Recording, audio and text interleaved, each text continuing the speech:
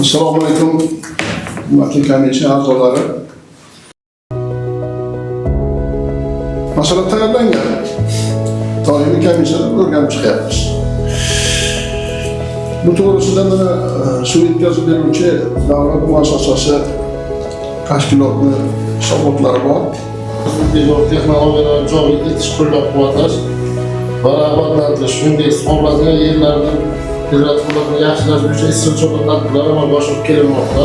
O'zbekiston Respublikasi Prezidentining 5-sonli qarori qabul qilingan bo'lib, mazkur qarorning 4-bandiga asosan suv yetkazib berish xizmat rahbarlari tomonidan amalga oshirgan ishlar yuzasidan bir yilda 2 marta xalq deputatlari 2 marta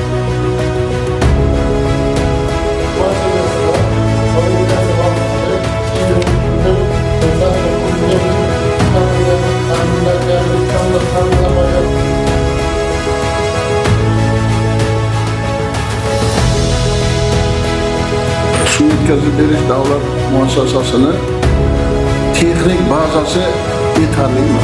Texnik bazamiz hozirgi kunda yetarli.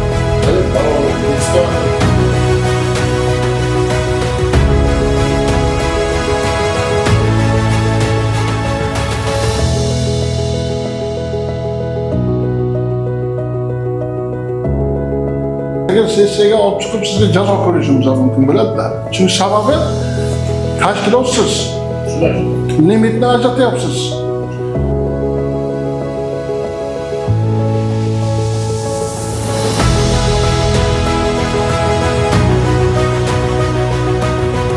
Hurmatli deputatlar, shu qarorni tasdiqlab berishlarini so'rayman.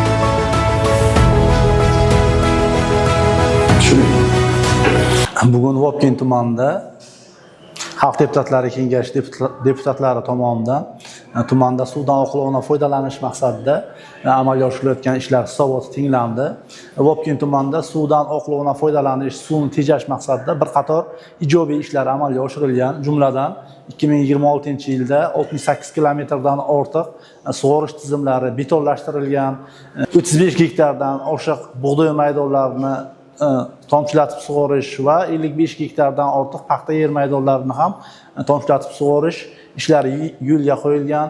580 gektardan oshiq yer lazerli tekislash asosida, demak, sug'orishda suvni tejash texnologiyasi joriy qilingan bo'lib, bu narsalar 850 million kubdan ortiq suvni tejashga sabab bo'lgan. Ammo bu qilinayotgan ishlarning hammasi yetarli emas.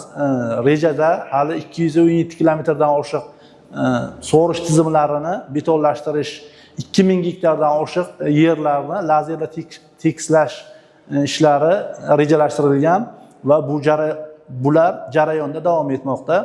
Xalqimizda shunaqa bir maqol bor, suv tekin degan maqol.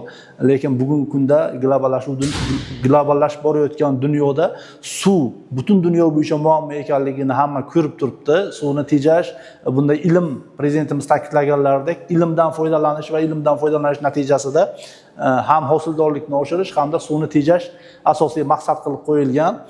Buxoro agroklasterini o'rganish jarayonida shu narsaga guvoh bo'ldikki, paxta maydonlarini ham lazerli tekislash hamda tomchilab sug'orish, rangli plyonkalar natijasida namlikni uzoq vaqtda saqlab qolish natijasida 100 sentnerdan ortiq paxta hosildorligi yig'ib olinyapti va bu narsa ham hosildorlikning oshishiga, shu bilan birgalikda suvni tejashga ham sabab bo'lyapti.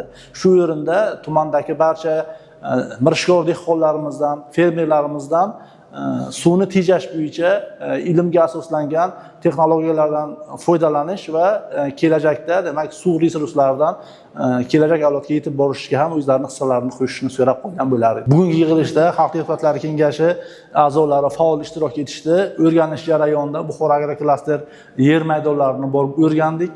Fermerlarga o'quv seminarlari tashkil etildi va bunda deputatlar targ'ibot ishlarini kuchaytirishga urg'uni qaratishdi.